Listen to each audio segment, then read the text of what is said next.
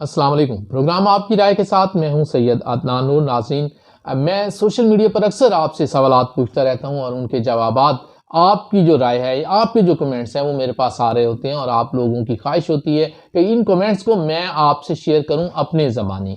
तो मैंने इस दौरान इस पूरे एक वीक में बहुत से जो है सवालात भी किए आपसे और आप लोगों ने उसके जवाबात दिए, लेकिन मैं खुद थोड़ा दूर रहा स्क्रीन से। लेकिन अब मैं आप लोगों के साथ रहूँगा इंशाल्लाह। और अब बात करते हैं कि मेरा एक सवाल था कि जंग में ख़ास तौर पर जो NA 109 के जो इंतखाबात हैं, उसमें जो उम्मीदवार सामने हैं ख़ास, जिन्हें कहा जा सकता है कि जिनके दरमियान एक अच्छा मुकाबला देखने को मिलेगा, वो शेख वकास अकरम हैं, मौलाना अहमद लुधियानवी हैं, शेख मोहम्मद यकूब हैं। तो इनके दरमियान एक मुकाबला देखने को मिल सकता है। तो मैंने आपसे सवाल ये किया था कि आपकी राय के मुताबिक इनमें से कौन जीत सकता है। आप लोग इस पर अपनी राय दे सकते हैं और आप लोगों ने अपनी राय दी।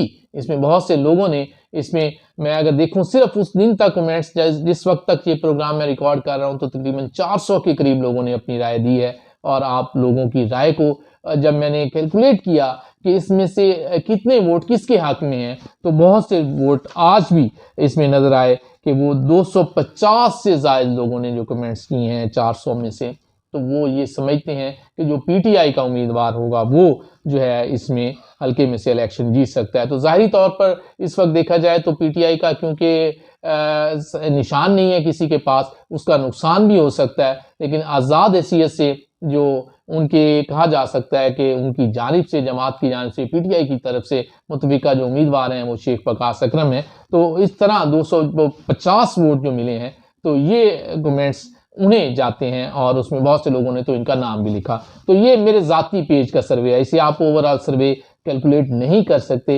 ये मेरे पेज पे मेरे सवाल के जवाब में जिन लोगों ने राय दी है वो ये समझते हैं कि शेख वकास अकरम जो है, जो PTI से जिनका ताल्लुक है, वो जीत सकते हैं। तो ये आपकी राय है। इसी तरह मैंने सवाल दिया, आपको एक सवाल किया था कि कुछ लोग अब भी ये समझते हैं कि जो खास तौर पर PTI का जिनके साथ लेबल है कि वो अगर इलेक्शन कैंपेन नहीं भी करते तो वो कामयाब हो सकते हैं, वो इलेक्शन 8 फरवरी को जीत सकते हैं, जबकि ज़ाहिरी तौर पर वो इस वक्त फील्ड में नज़र नहीं आ रहे। और इस पर भी आप लोगों से राय मांगी गई, तो बहुत से लोगों ने ये कहा कि क्योंकि इंतखाबी निशान इस वक्त बल्ला नहीं है तो इसके नुकसान हो सकते हैं और इलाके में जब तक नहीं निकलेंगे वो कैसे जीत सकते हैं। तो यहाँ आप लोगों की राय ये बिल्कुल ठीक थी, जो मुझे लगी, जो मेरे जहन ने भी उसे काफ़ी हद तक एक्सेप्ट किया कि यार जब तक आप फील्ड में नहीं आएंगे, लोगों से मिलेंगे नहीं, जब आए जाएंगे तो फिर वोट मिलेंगे ना, तो घर बैठे वोट मिलना थोड़ा मुश्किल काम है और मेन निशान नहीं है तो इसका नुकसान भी हो सकता है। लेकिन इंतखाबी निशान चारपाई है, साथ स्पोर्ट है, सोशल मीडिया पे कैंपेन इनकी चल रही है, तो रिजल्ट 8 फरवरी को ही इसके बताए जा सकते हैं कि कौन जीतेगा यहाँ। इसी तरह मैंने एक सवाल किया था आप लोगों से कि क्या PTI का लेबल ही कामयाबी की कुंजी है। बाज़ लोग तो यही समझ रहे थे इसी सवाल के साथ आगे कि लोगों ने कहा जी PTI का जो लेबल है ये कामयाबी की कुंजी है। तो भाई ऐसा अब मुमकिन नहीं है, क्योंकि बहुत हालात बदल चुके हैं और आपको जो इलेक्शन है वो जो नज़र आ रहा है वो सामने है सबके कि कौन किस तरह, क्या क्या, किस किस तरीके से बनने जा रहा है। तो ये सारे वोट का जो फैसला होगा ये 8 फरवरी का इलेक्शन करेगा। लेकिन क्योंकि मैंने सवाल किए थे, इनके जवाब आता है। हाँ, एक बात मैंने आपको बताई थी जिसे मैं आपसे शेयर करना चाह रहा हूँ कि PP 125 का इलेक्शन भी बड़ा कांटेदार मुकाबला देखने को मिलेगा, जिसमें मखदूम फैसल साले हयात जो हैं वो भी सूबाई असम्बली के इस दफ़ा उम्मीदवार हैं, राय तैमूर भट्टी भी वहाँ से उम्मीदवार हैं, गुलाम मोहम्मद गाड़ी भी इस वक्त वहाँ से एक बलोच खानदान की जानिब से उम्मीदवार हैं और नीलम सियाल ग्रुप की जानिब से उम्मीदवार हैं। तो मैंने आपसे कहा था कि सियाल ग्रुप जो है, नीलम सियाल, क्योंकि नून लीग के साथ पहले चलता रहा, नून लीग ने टिकट नहीं दी, उन्होंने मखदूम फैसल साले हयात को टिकट दे दी, तो सियाल ग्रुप को अब सपोर्ट की ज़रूरत हासिल थी नीलम सियाल को, तो उन्हें एक बड़ी सपोर्ट मिली है उस हल्के में।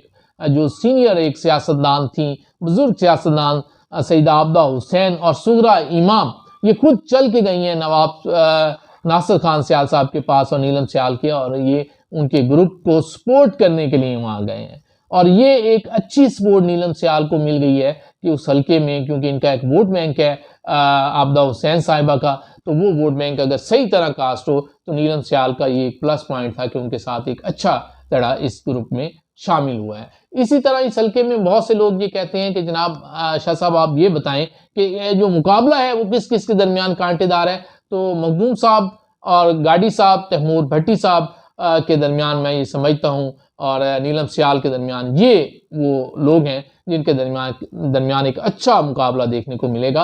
और शायद ये सीट इतनी आसान ना हो जितनी कि मखदूम साहब समझ रहे हैं, और ये थोड़ा मुश्किल सीट हो उनके लिए भी। और लेकिन क्योंकि गुलाम मोहम्मद गाड़ी खान साहब को सपोर्ट हासिल है बलोच खानदान की, तो अभी सुनने में ये आ रहा है कि अगले कुछ दिनों में जो बलोच ग्रुप से इफ्तिखार बलोच साहब हैं, उनके लिए कोई नून लीग की क़यादत के कुछ अहम अरकान आ रहे हैं। तो अगर उनसे मुलाकात हो जाती है और अगर ये खबर सच होती है तो फिर इस गेम में कुछ फ़र्क आ जाएगा।